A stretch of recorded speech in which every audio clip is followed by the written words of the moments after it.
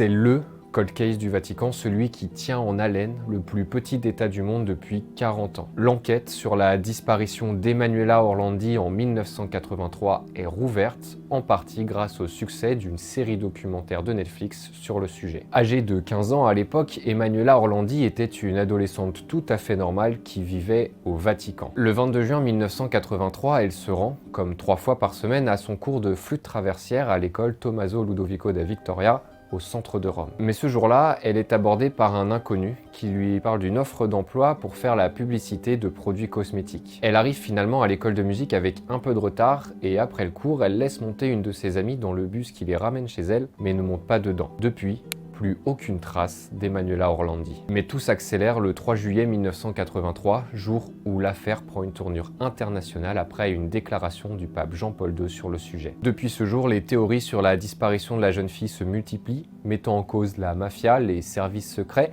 les hautes autorités vaticanes et même la franc-maçonnerie. La première piste explorée mène au Loup Gris, un groupe terroriste turc d'extrême droite. 2 jours après la déclaration du pape, la famille Orlandi et les services de presse du Vatican reçoivent plusieurs appels anonymes. Au bout du fil, un homme à l'accent américain qui réclame la libération de Mehmet Ali Aksa, un militant d'extrême droite emprisonné depuis 1981 pour avoir tenté d'assassiner le pape. Mais cette piste est écartée par la justice italienne en 1997. L'enquête rebondit en 2005 quand un appel anonyme secoue l'émission Chi l'ha visto diffusée sur la Rai. La voix qui résonne en plateau indique que pour trouver trace d'Emanuela Orlandi, il faut aller voir ce qui est enterré dans la crypte de la basilique Saint-Apollinaire, située près de la place Navone, au centre de Rome. Les enquêteurs prennent ces indications au sérieux et ils décident d'ouvrir la crypte dans laquelle ils découvrent un corps. Il ne s'agit pas d'Emanuela Orlandi, mais d'Enrico Di Pedis, figure du grand banditisme italien. Cette découverte mettra en lumière une affaire de blanchiment d'argent entre la mafia